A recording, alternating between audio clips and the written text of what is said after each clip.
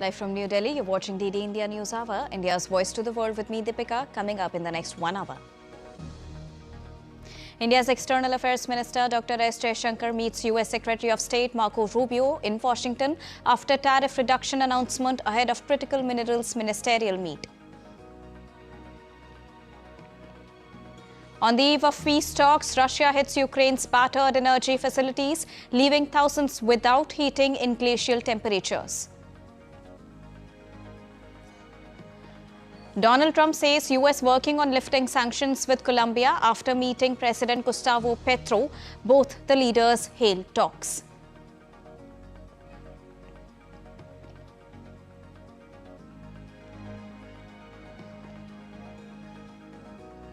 US President Donald Trump signs bill ending partial government shutdown. Another budget cliff looms over immigration and customs enforcement funding. And unbeaten India to face Afghanistan in the semis of the ICC Under-19 Cricket World Cup in Harare today.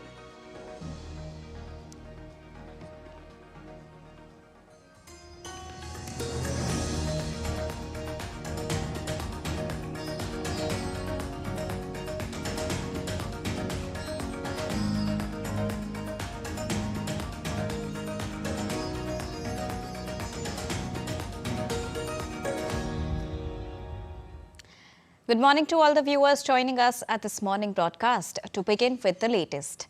External Affairs Minister Dr. S. Jaishankar met US Secretary of State Marco Rubio on the sidelines of critical minerals ministerial meeting. The External Affairs Minister expressed his happiness at meeting Rubio. There were wide-ranging conversations that covered bilateral cooperation agenda, regional and global issues as well. Facets of India-US strategic partnership discussed including trade, energy, nuclear, defense, critical minerals and technology. Both the leaders agreed on the early meetings of various mechanisms to advance the shared interests of both the nations.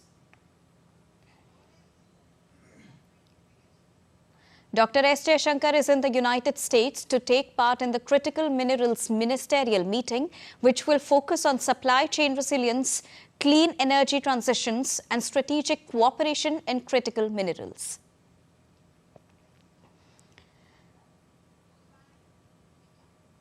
India's External Affairs Minister, Dr. S. Jaishankar, met the US Treasury Secretary Scott Bessent in Washington, D.C. today. Both the leaders held a useful discussion on the advancement of India-US economic partnership and strategic cooperation.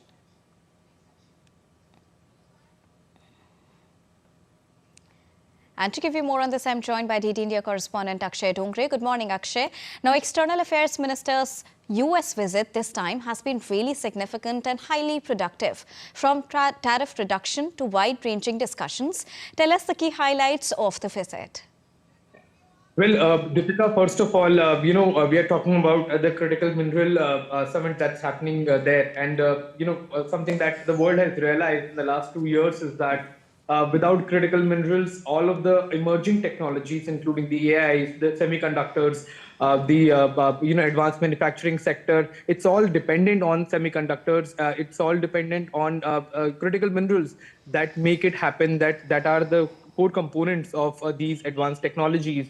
And that perhaps is the reason why from China to India to the US and the European markets as well are trying to ensure that they have a steady and resilient, reliant supply of these critical minerals. And unless that is done, the future of economies of the countries is still hanging in the balance. And that perhaps is the reason why earlier when there were bottlenecks in the supplying of semiconductors, in supplying of these critical minerals, many of the technologies, many of the manufacturing bases of the world have came to a standstill, and that's why countries have now started to diversify their own supplies of these essential components as far as the manufacturing sector is concerned. And this meeting of Dr. S. Jaishankar in the US is one of the most important ones as far as India ensuring that they also have a diversified areas from where they can source these critical minerals, the kind of critical minerals that are being that are being explored in India also have a steady market as far as the global trade is concerned.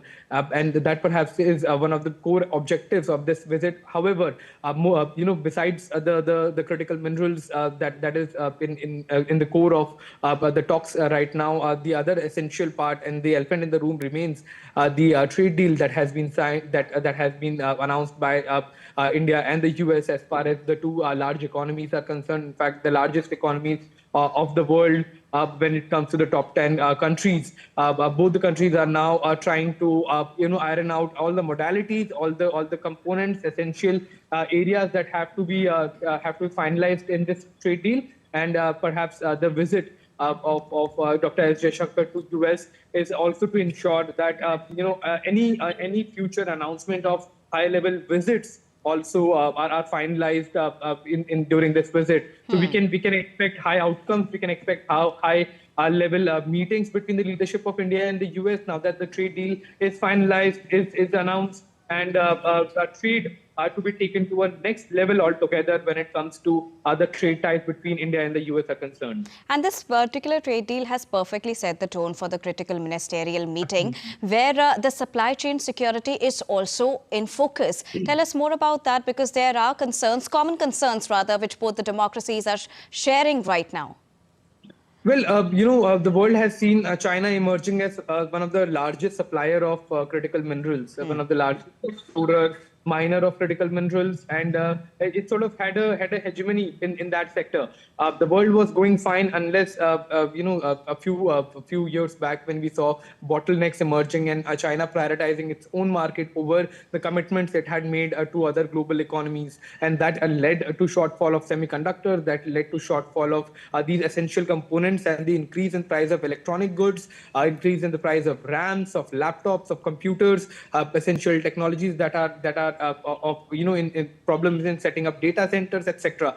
So now the world has come to a realization that a diversification needs to be done as far as these critical minerals are concerned, their sources are concerned, and a steady supply chain is to be established, and the initiatives that are being taken by the US, initiatives that are taken by India, can collaborate in future and provide both the countries with a steady supply of these essential components as far as the growth of both their respective economies are concerned. All right. Thank you so much, Akshay, for joining us and getting us the latest on External Affairs Minister's US visit. Now, in a pivotal moment for bilateral ties and global commerce, tariff on Indian exports to the United States will be reduced significantly, providing much-needed relief for India's labor-intensive sectors. Now, this move bolsters India's exports to its top market and advances New Delhi's $1 trillion export target amid rising global protectionism. Our next report has all the details. Take a look. India and the United States have announced a significant tariff reduction on Indian exports, slashing rates to 18%. Easing months of trade tensions and igniting optimism across India's manufacturing sector, stock exchanges, and investor circles. Prime Minister Narendra Modi shared the news on X, and he said, "Wonderful to speak with my dear friend President Trump today. Delighted that Made in India products will now have a reduced tariff of 18%. Big thanks to President Trump on behalf of 1.4 billion people of India for this wonderful announcement." At 18%, the headline tariff positions India favorably against ASEAN nations like Thailand, Indonesia, and Vietnam, which are facing up to 19 to 20% tariff. This not only improves US market access for Indian goods in pharmaceuticals, textiles, and engineering, but it also removes prior uncertainties from punitive tariffs imposed last year. India-US bilateral trade reached approximately $212.3 billion in 2024, with US exports to India at $83.3 billion and imports from India at $128.9 billion. This announcement brightens FDI prospects and supports collaboration in energy, technology, and defense. This late-night announcement on Monday, coming just a week after India concluded its free trade agreement with the European Union, sharpens India's global trade strategy and integrates it deeper into Western markets. Jessica Taneja for DD India. Now in business, Indian equities are treading carefully with benchmark indices clawing back from early declines to trade marginally in the green. The Sensex is hovering at 83,798.55, up 59.42 points, while the Nifty 50 stands at 25,774.95, gaining 47.4 points. Sector gainers are oil and gas, energy, auto and infrastructure stocks, which are leading the market's upward movement. Good morning. And now to get you more on this, we are joined by Shama from Mumbai. Good morning, Shama. Tell us how the markets are responding to tariff reductions today on day 2 as well. Good morning, Deepika. And as we've seen today, the markets perform. It did start cautiously in the morning, and now we are seeing that both Sensex and Nifty 50 are in green zone.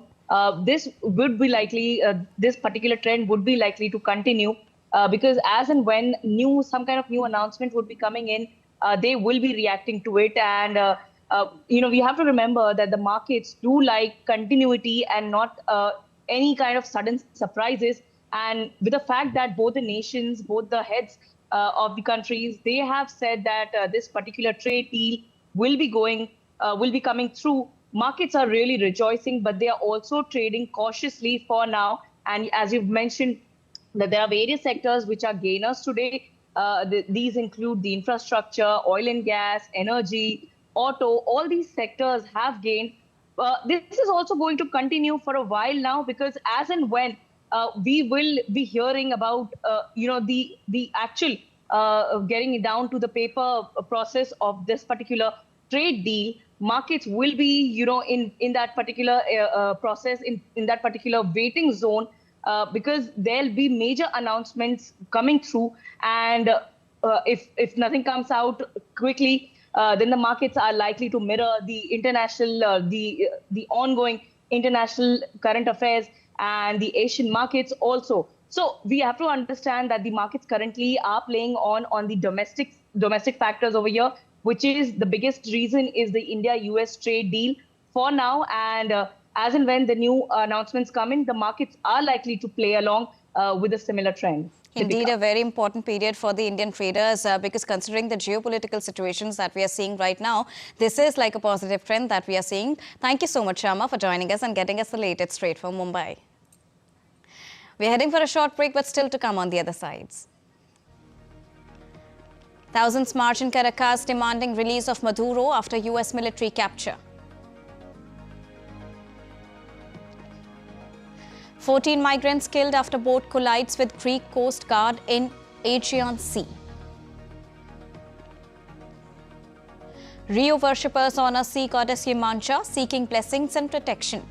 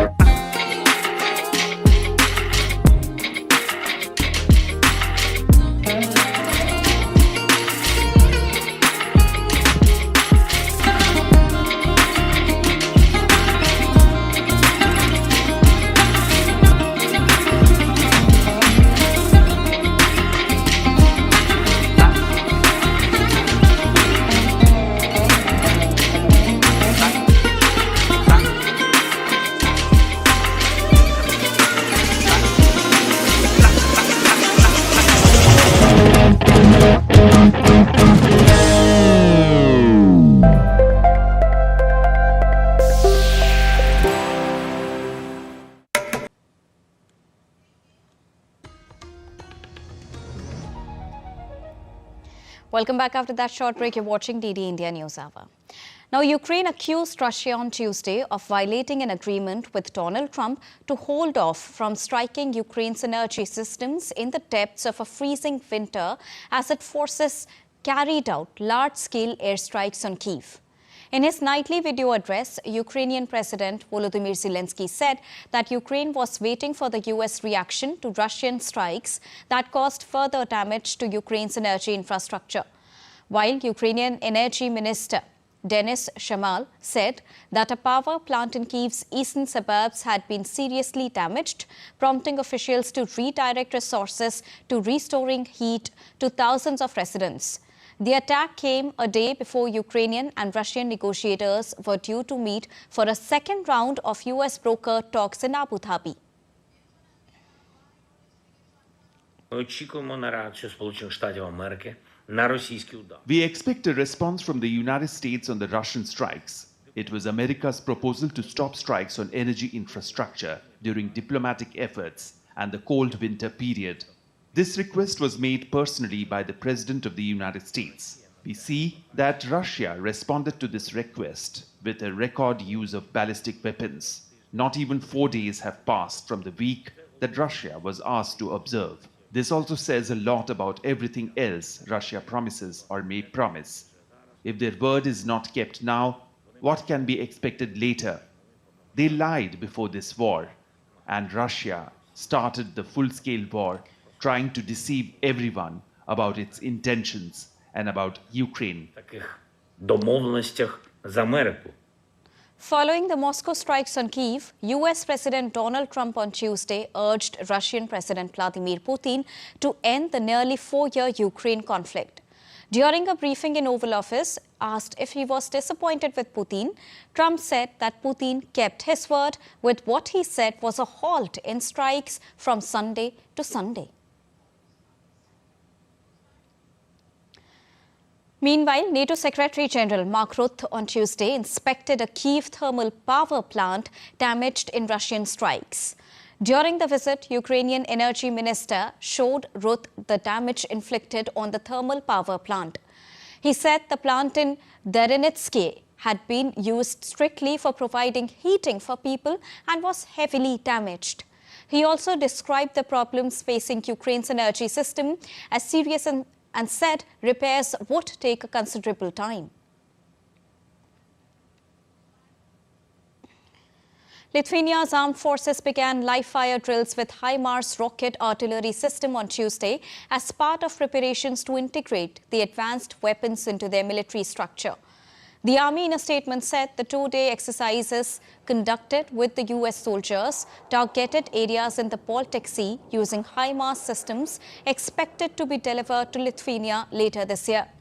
During the drills, rockets were launched over the Kurinion Lagoon and Kurinion Spit, landing about 15 kilometers from the firing site in the Baltic Sea, the army added.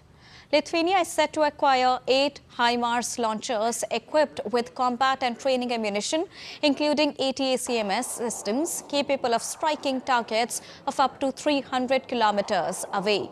Lithuanian troops have been training intensively to operate and maintain HIMARS systems since September last year, supported by the US Army.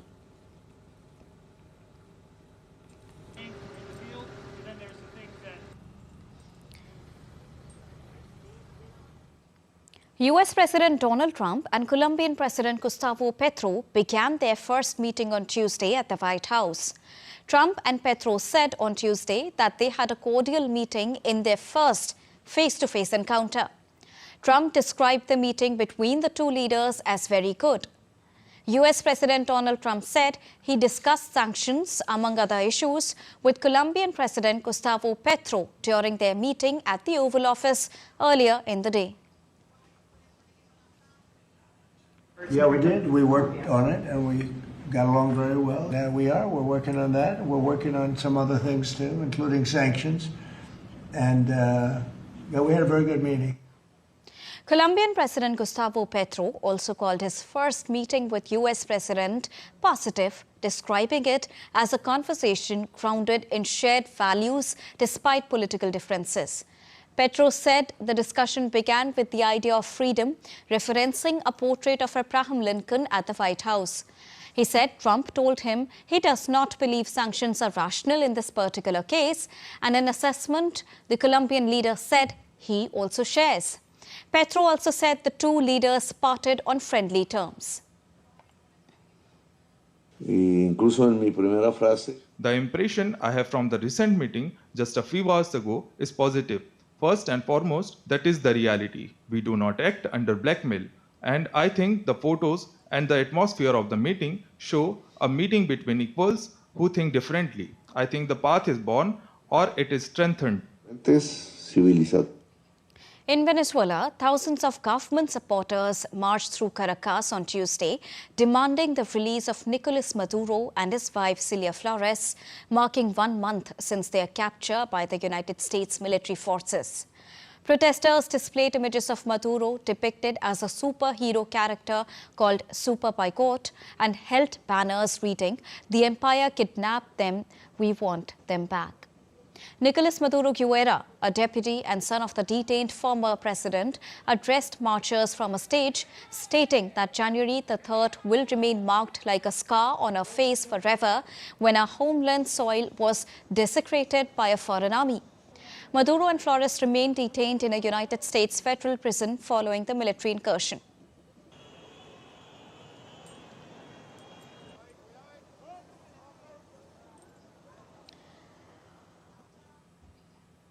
Now, Venezuela's acting president, Delcy Rodriguez, informed about her recent telephonic conversations with Donald Trump and U.S. Secretary of State Marco Rubio, emphasizing the need for mutual respect and a constructive agenda despite ongoing differences between the two countries. Rodriguez said during phone calls with both the leaders, she underscored the importance of respecting international law and building a dialogue based on historical diplomatic ties.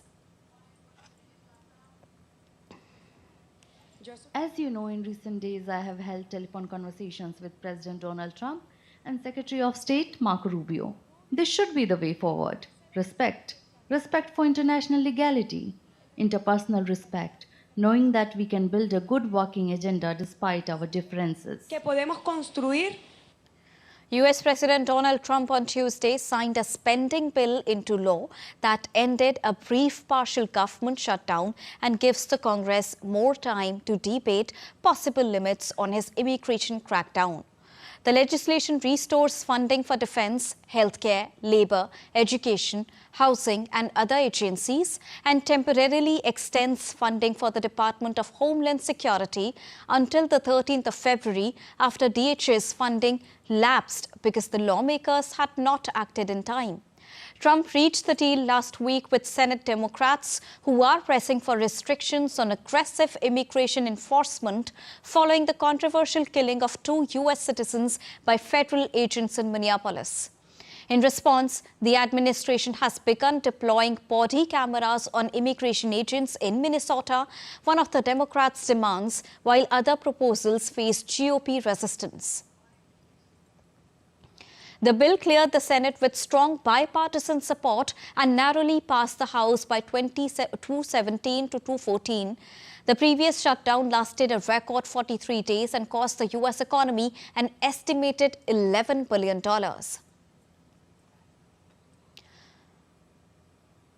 14 migrants died in the Aegean Sea of Greece on Tuesday after their boat collided with a Coast Guard vessel off the island of Chios. A Coast Guard official said they spotted a dingy transporting migrants towards the area that lies a few miles off the coast of Turkey and ordered them to turn back. He added that the smugglers maneuvered towards the Coast Guard vessel, causing a collision. 2 Coast Guard officers were injured and transferred to the hospital, and 24 migrants have been rescued. Witnesses reported that about 30 to 35 people were aboard. Search and rescue was underway with Coast Guard vessels, private boats and divers assisting the operation. Greece, in the southeast corner of the European Union, has long been a favoured gateway to Europe for migrants and refugees from the West Asia, Africa and Asia.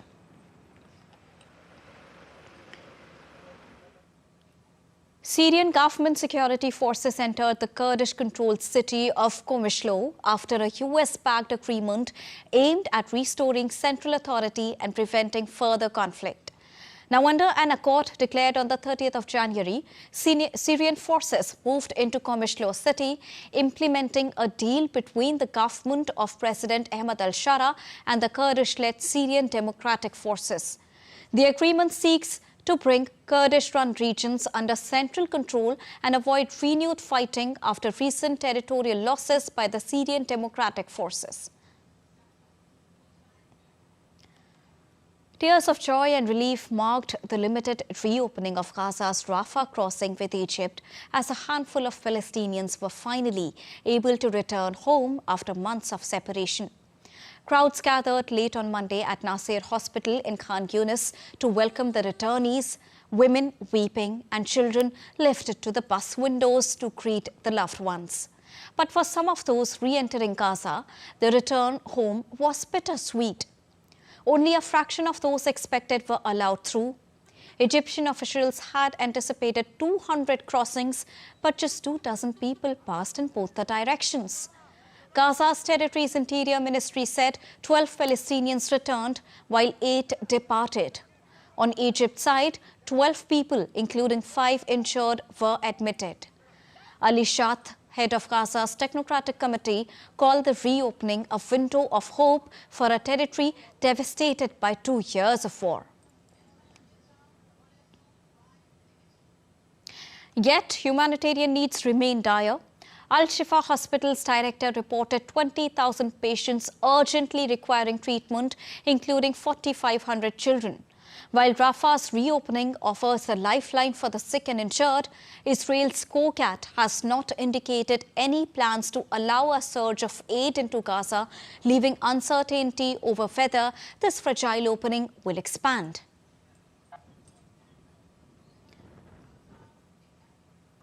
Moving on, Spain's government has announced plans to introduce a legal ban on social media use for children under the age of 16, with draft legislation expected to be presented in the coming number of days. The announcement was made by Petro Sanchez, who said the measure is intended to address growing concerns about the impact of online platforms on children. In a summit, Sanchez said under the planned legislation, social media platforms would be required to introduce effective age verification systems. Sanchez had broached a social media ban for under 16s in November. However, his coalition government lacks a parliamentary majority and often struggles to pass legislation. While Greece is close to announcing a similar ban for children under the age of 15, a senior government source said.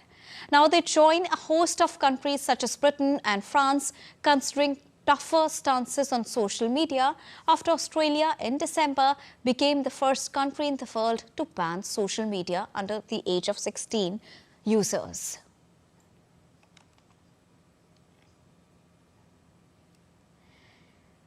Worshippers of Afro-Brazilian religions dressed in white entered the sea along Rio de Janeiro's coastline to honor Iemanjá, the sea goddess. Devotees offered flowers, perfumes and letters seeking blessings for protection, peace and prosperity. The annual ritual, rooted in Yoruba traditions brought to Brazil by enslaved Africans, remains a powerful expression of faith and cultural heritage.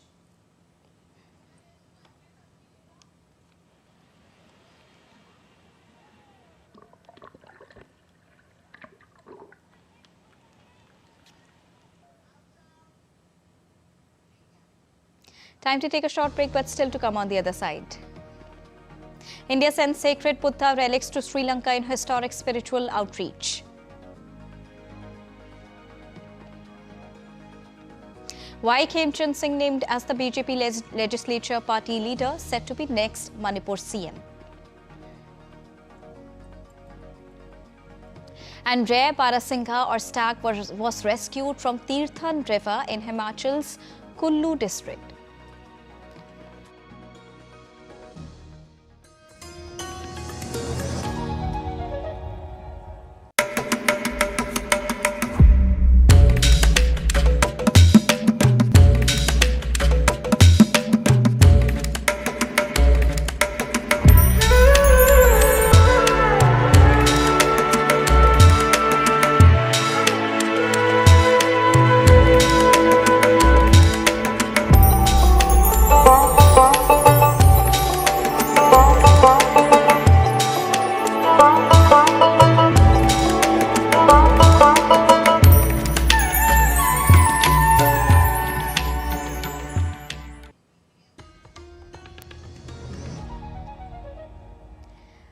Welcome back. After that short break, you're watching DD India News Hour. Let's quickly recap the top headlines of the hour. India's External Affairs Minister Dr. S. Jaishankar meets US Secretary of State in Washington after tariff reduction announcement ahead of critical minerals ministerial meet. On the eve of peace talks, Russia hits Ukraine's battered energy facilities, leaving thousands without heating in glacial temperatures.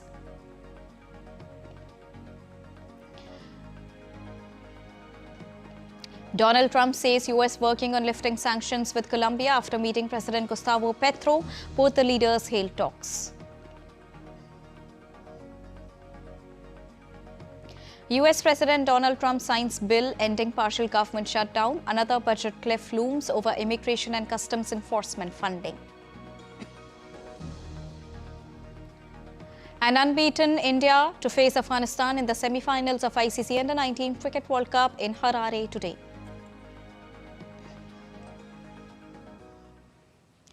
Sri Lanka is celebrating its 77th National Day today. The official celebrations are underway at Independence Square in Colombo, featuring a military parade, cultural performances and a special address by President Anura Kumara Dissanayake. In his national address, President emphasized that the next foremost objective for the island is to ensure that the macroeconomic gains achieved so far flow to the communities of all ethnicities across all provinces of Sri Lanka.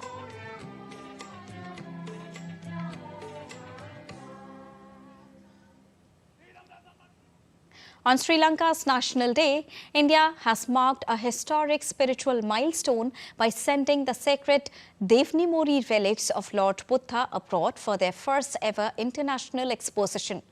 The holy relics will be enshrined at Colombo's revered Gangaramaya temple from today until the 10th of February, where thousands of devotees are expected to gather for veneration. The holy relics originate from the Devni-Mori archaeological site in Gujarat's Aravali district. These are enshrined at the Maharaja Sayajirao University of Baroda in Vadodara.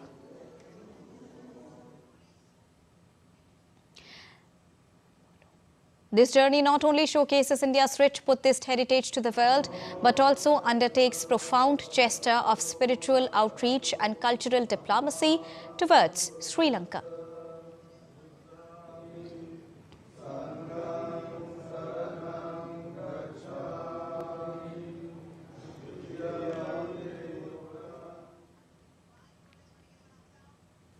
On 4th of February, the Devni-Mori relics of Lord Buddha will be taken to Sri Lanka. This was an announcement of our Honorable Prime Minister during his visit to Sri Lanka, and they will be going out of the country for the first time. Both the son and daughter of Ashoka went to Sri Lanka with the Bodhi sapling as well as the message of Lord Buddha. So this exchange will actually be extending our friendship with Sri Lanka. We are hoping that lakhs and lakhs of devotees in Sri Lanka will get a chance to feel the presence of Lord Buddha and to bask in the glory of his message. The World Government Summit 2026 opened in Dubai on Tuesday under the theme Shaping Future Governments, with deliberations held on how innovation, sustainability and technology are reshaping public policy worldwide. Speaking on the opening day of the three-day summit, Nobel laureate and former U.S. Secretary of Energy Stephen Chu spoke about the role of nuclear energy in the global clean energy transition. He said that rapidly rising electricity demand from artificial intelligence and data center is already placing additional strain on power systems in the short term. He said the main obstacle facing nuclear power are public acceptance and high construction cost, despite evidence that it is about 1,000 times safer than burning coal and significantly safer than biomass. Nuclear has issues. The biggest issue is public acceptance, to convince the public that nuclear is far safer, about 1,000 times safer than burning coal. About 100 times safer than burning biomass in wood chips. And so that's one issue. Another issue is cost. The recent nuclear power plants built in the United States and France were way over budget, not practical. Utility companies go bankrupt because today's new nuclear reactors will last not 40 years, but they'll be licensed for 40 plus 20 plus 20. And so on an 80-year amortization thing, it looks very attractive, but we need to know how to do this. Moving on. India's President Draupadi Murmu is currently on a 6-day visit to Odisha and Chhattisgarh. On the 3rd day of her tour, President Murmu today offered prayers at Jagannath Temple in Puri. Thereafter, President will unveil the statue of tribal leader Bhanjbir Sunaram Soren in the tribal region of Rairangpur in Mayurbhanj district. President Draupadi Murmu will also meet and interact with the students of the Government Girls Higher Secondary School in Mahuldiha.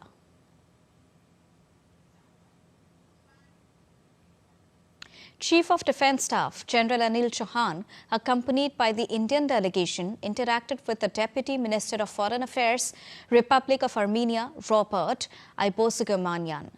The discussions focused on exchanging perspectives on the regional security environment and bilateral issues between India and Armenia.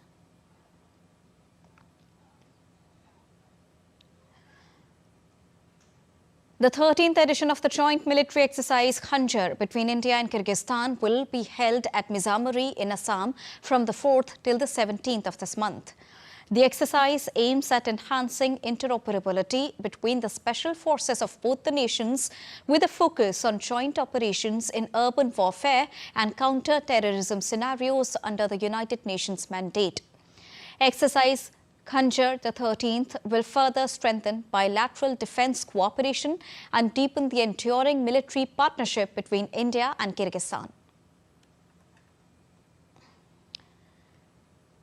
Defence Research and Development Organisation, or the DRDO, has carried out a successful demonstration of solid fuel ducted ramjet technology from the integrated test range in Chandipur. The successful demonstration places India into an elite league of nations possessing this technology that enables developing long-range air-to-air missiles to give tactical edge over the adversaries. All the subsystems, including nozzle-less booster, solid fuel ducted ramjet motor and fuel flow controller, performed as per expectations after being initially propelled by a ground booster motor to the desired Mach number.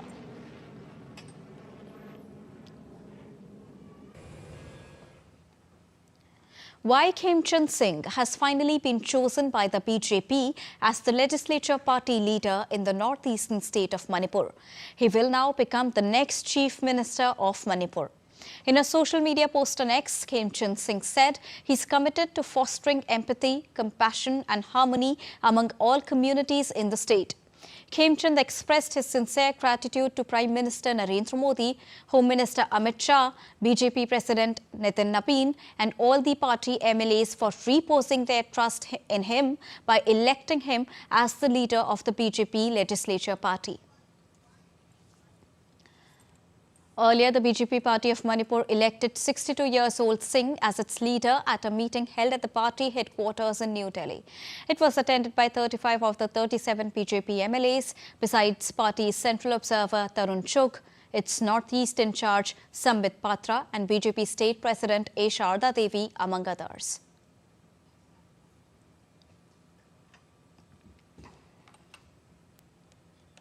A vast sunflower field in Kerala's Bison Valley has emerged as a new tourist attraction, offering visitors a rare floral landscape amid the misty hills of Idukki. Sunflowers stretch as far as the eye can see across this region, drawing tourists to Kerala's Bison Valley for a site usually associated with neighbouring states. Nestled at the foothills of the misty Idukki high ranges, this 40-acre sunflower field has been developed by a local farmer and tourism entrepreneur. Surrounded by cardamom plantations, the field blends into the quiet of the hills, offering a striking contrast of colour and calm. The site is just a kilometre from Bison Valley town. A dedicated children's park and well-maintained greenery have helped turn the area into a complete family destination. The main reason behind developing this is tourism. Also, there wasn't any sunflower garden here. People had to go to Tamil Nadu to see one. We also have a small children's park. Last year, everyone suggested that if we develop something for children, families can spend time here. Sitting beneath the bamboo groves feel like being in an air-conditioned space. Beyond the sunflower fields, an acre of land is dedicated to tall bamboo varieties, which form natural canopies, offering cool, shaded spots for visitors to rest. To ensure visitors find flowers in bloom throughout the year, sunflowers are cultivated in 2 phases, allowing one field to blossom as another fades. A rare wildlife rescue unfolded in Himachal Pradesh's Kulu district, where a Barasinga was saved from danger near the Tirthan river. The operation was carried out through swift action by forest officials and local residents. The incident took place late on Tuesday evening in Pali Chowki, Kullu, after the rare deer was seen fleeing from suspected poachers along the river bank. Forest Department teams from Panjar, along with local residents and an animal husbandry official, rushed to the spot. With coordinated efforts and courage, the animal was safely pulled out of the water. The rescued Barasinga was later handed over to the Forest Department for further care and protection.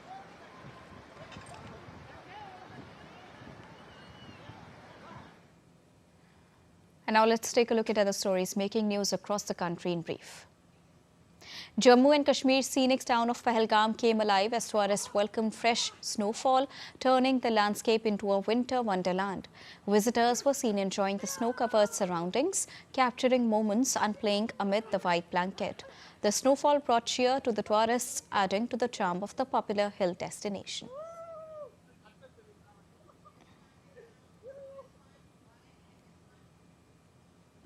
Chief of the Naval Staff, Admiral Dinesh K. Tripathi, visited the Indian Institute of Technology, Kanpur, on Wednesday, highlighting the Indian Navy's focus on indigenous innovation and self-reliance. Discussions centered on aligning cutting-edge academic research with the Navy's operational needs to strengthen defense capabilities and support India's long-term vision of technological growth. In South India's Tamil Nadu state, school students from the coastal city of Thudukudi visited the Central Marine Fisheries Research Institute for a hands-on learning experience. The guided tour, held as part of Institute's 79th Foundation Day celebrations, showcased artificial pearl production and exhibits featuring nearly 5,000 marine species from the Gulf of Mannar.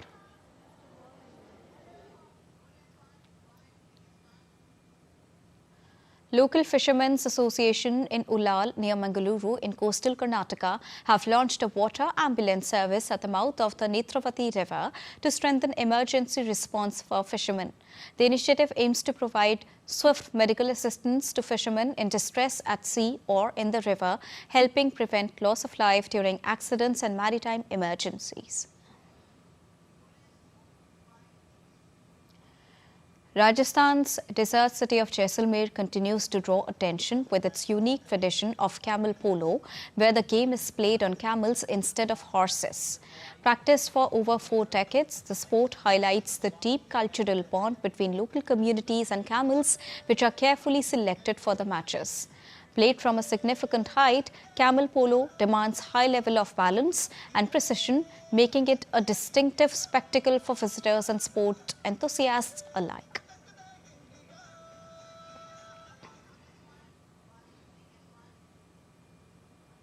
Assam's Shivasagar witnessed a grand display of Vaishnavite tradition as 15,500 women gathered at the historic Jiringa Pathar to perform the Ham, a form of congregational devotional singing.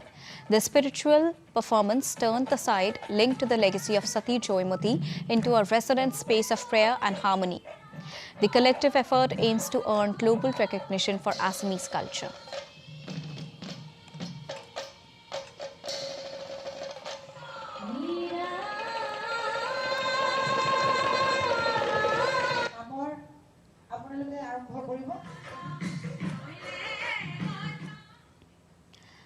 Time for a short break, but still to come on the other side. Ethiopia's economy is forecast expanding 10.2% in 2025-26. Chattogram port strike over DP World deal triples Bangladesh exports, container backlog surge. Rijksmuseum to open Metamorphosis exhibition tracing 2,000 years of artistic influence.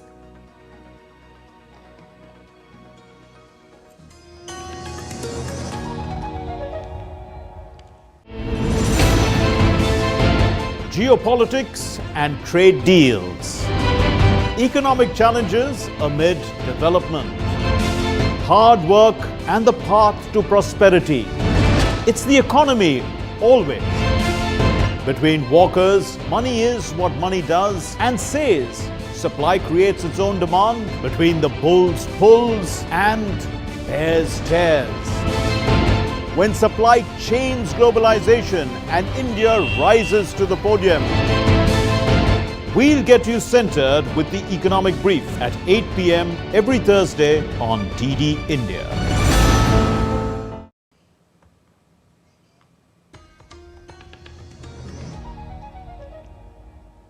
Welcome back after that short break. You're watching DD India News Hour.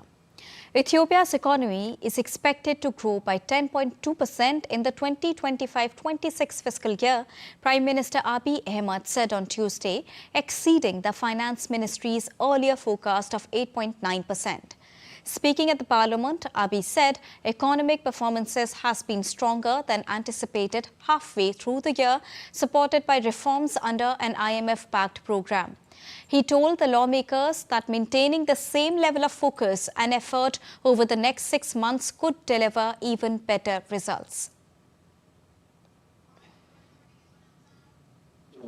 When you add up the results we registered in various sectors in the results, we registered in the macroeconomic activities, we will secure a 10.2% growth, and that is even a very conservative one. If we work day and night in the next 6 months without distractions, just like the past 6 months, the results might even be better than that. In Bangladesh, operations at Chattogram port remained paralyzed on Tuesday as a work stoppage by workers and employees continued, with the exports sector bearing the brunt of disruption.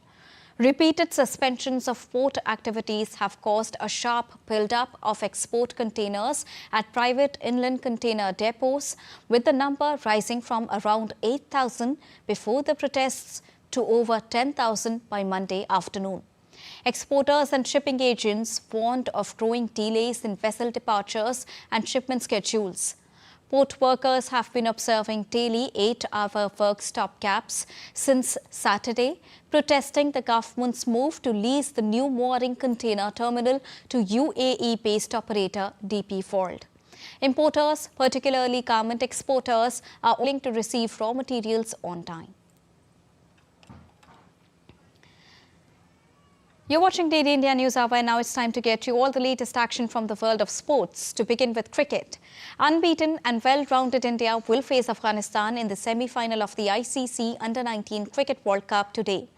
The Indian team is the most successful side in the competition's history, having lifted the trophy 5 times ahead of Australia, who've claimed 4 titles. India have enjoyed dominant campaign, winning all 5 of their matches comfortably, including a 58-run victory over Pakistan in the Super 6 stage. Afghanistan have also had an impressive run, winning 4 of their 5 games, with their only defeat coming against Sri Lanka. Now, based on current form and squad strength, India are expected to hold the upper hand and move a step closer to a record 6th crown.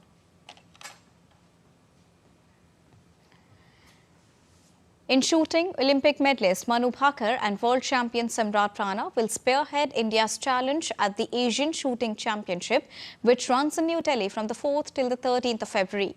The tournament will feature competitions in rifle and pistol events.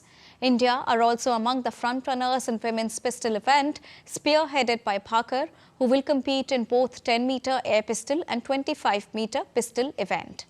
Bhaker won 3 bronze medals at last year's edition. India's men's 10-meter air pistol lineup features world champion Samrat Rana and world number 2 Varun Tomar.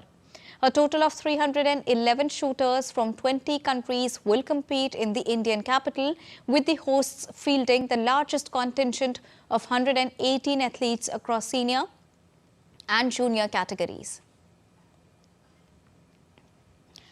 Delhi Capitals stormed into a fourth consecutive Women's Premier League final with a comprehensive 7-wicket victory over Gujarat Giants in the eliminator of Vadodara. Opting to bowl, the Delhi Capitals bowlers restricted Gujarat Giants to 168 runs for the loss of 7 wickets in 20 overs. In reply, Shafali Verma and Lizelle Lee laid the foundation for the chase with a brisk 89-run opening stand. But just when the two big hitters looked set to bat Gujarat out of the contest, leg spinner Georgia Boreham engineered a brief fight back, dismissing both the openers in the same over. However, the setback did little to derail Delhi's momentum as Laura Wolfart and skipper Jamia Rodriguez showed composure and class, helping the team overhaul the target in 15.54 overs. Morocco's Football Federation has decided to appeal against a ruling that resulted in fines and bans on its players due to a chaotic Africa Cup of Nations final.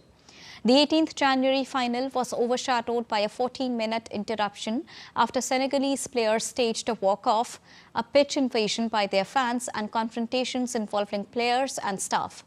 The Confederation of African Football, African Soccer's governing body, last month penalized both Senegal and Morocco players over unrest.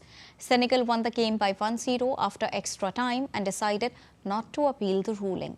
The Moroccan Federation and players were also banned and fined, totaling $415,000. The match bans apply only to Africa Games and not to the World Cup kicking off in June. Arsenal reached the League Cup final for the first time in 8 years as Kai Havertz sealed a 1-0 victory against Chelsea in the semi-final second leg. Mikel Arteta's side had put themselves in pole position in the first leg, and Havertz came off the bench to finish the 4-2 aggregate victory in the closing moments. It was a cathartic triumph for the Gunners, who lost their previous 4 semi-finals in the 2025 Champions League and League Cup and the 2022 League Cup and 2021 Europa League. Lamine Yamal and Ronald Araujo goals helped Barcelona reach the Copa del Rey semi-finals with a nervy 2-1 victory at Albacete on Tuesday. The record 32-time Cup winners were pushed to the end in a tight quarter-final clash by their second division opponents, who stunned Real Madrid in the previous round. Yamal fired Barcelona ahead just before half-time, and Araujo headed home the second early after the break. Barcelona controlled the game in the first half but could not easily break down the resistance of the opposition. Moving on, Amsterdam's Rijksmuseum is preparing to open Metamorphosis, a major exhibition exploring the 2,000 years influence of the epic on art. The show brings together 80 works from 50 museums and collections, tracing its impact on artists from Titian to Magritte across centuries.